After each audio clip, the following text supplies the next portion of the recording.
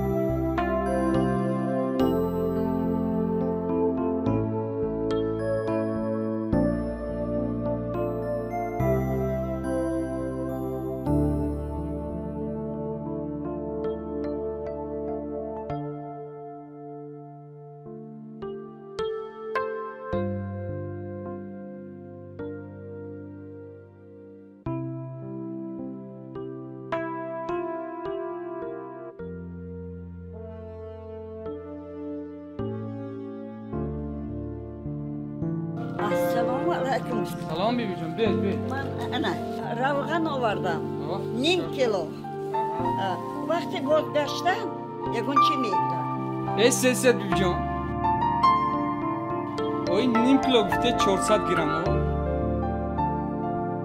چی شما هر روز مرا فری میکرده میخوای؟ من ترازو ندارم پسرم.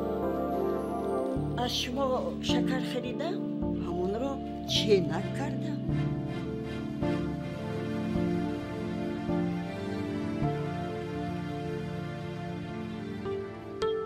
حق مردم میخوری و باز تهمت میکنی. از چنین کردار ناشایسته راحت میکنی. زیشت صورت هستی و گردی به تو انصاف نیست.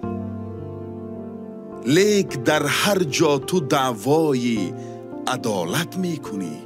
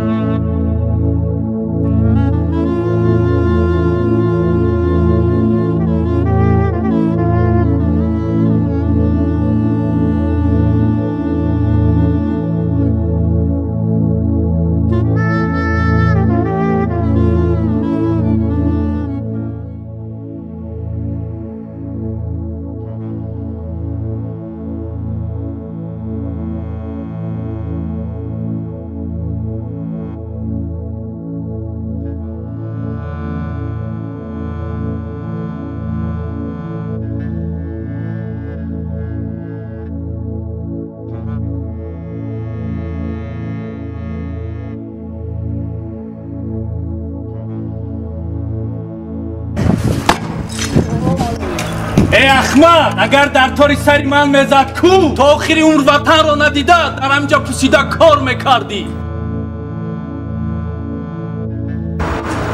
تو چی نگاه داری؟ این چهاره بردی؟ چیش رئیس اینجا خانه یا چطور؟ تست اسکوپ که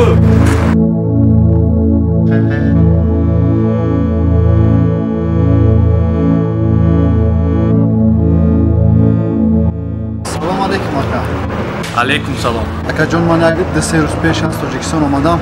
راستی نه جای کار دارم نه جای خواب دارم. اگر با من شما یگان جای کار پیدا میکردید بسیار کمی ندار میشدم. ای کنی کار کنی جای کار من از کجا به همه شما کار میابم رو اینجا گرنگ نکن اکا جان التماس یگان جای کار نیست کار نیست اکا التماس نیست کار نیست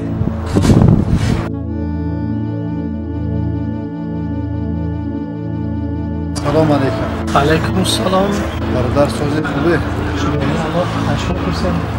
رحمت برادر جان من یک 2 روز پیش از تاجیکستان آمدم. راستی نه جای کار دارم نه جای زیست دارم. از این رئیس جای کار پرسیدم. بسیار دغلانه رفتار کرد. اگر شما یگان جای کار یا که اقلا جای زیست دانید التماس دستگیری کنید. زیغ نشو برادر.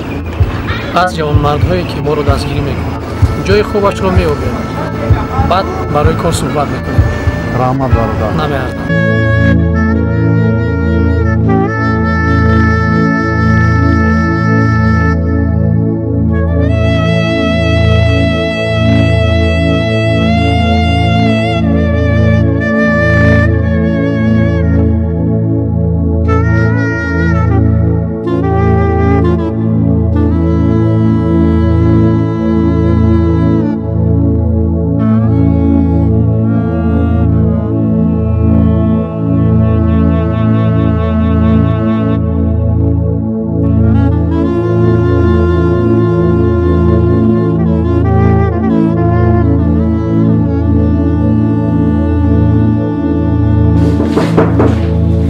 ممکن؟ نرمت.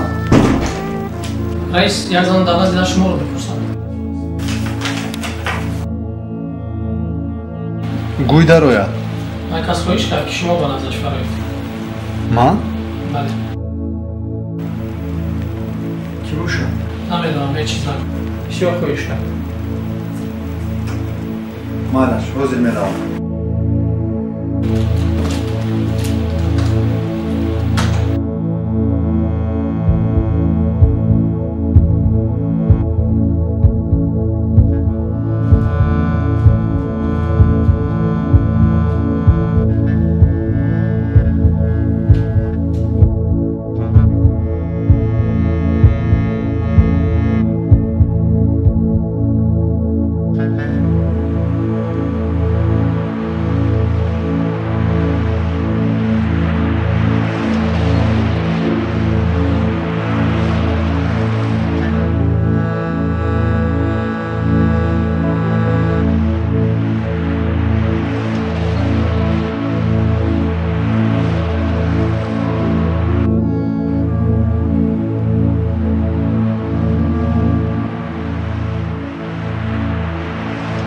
سلام علیکم. و علیکم بسلام.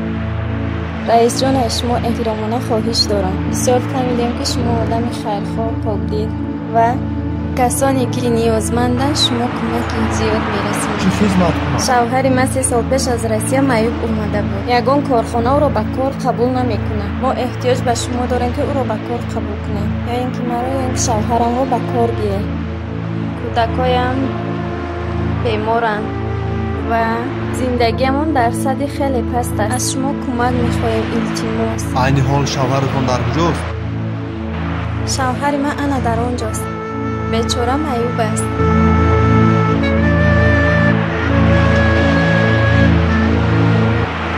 آقای خلیل این شمایی؟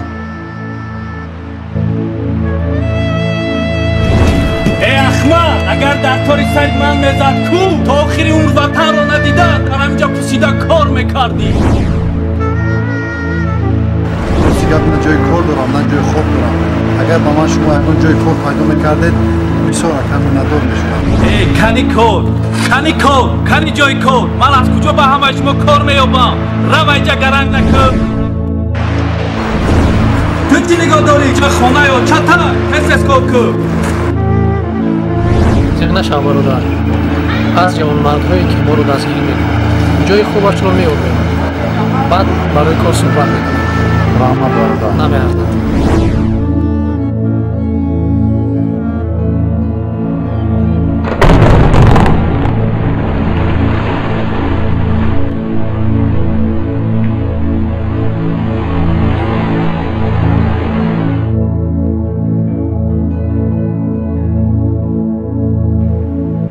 رئیس التماس نه نگویه به خاطر فرزندانم زندگی ما خیلی وزین است مالا شپا جان به خاطر فرزنده چیزی که از دست میاد میکنم. اکای خلیل رو نیسته با استاد کاری با کام شده است رئیس و با جای کاری نماست او رو شنوفتم. خب مالا شپا جان خداوند نگهبان. نکوکاران همیشه در رحمت یزدان پاک قرار دارند ولی بدان و بدسرشتان بین جامعه و مردمان آن آبروی و اعتبار ندارند. برای آنکه سزاوار نام نیک و رفتار شایسته گردیم باید پیوسته نکوکار و مدد رسان باشیم.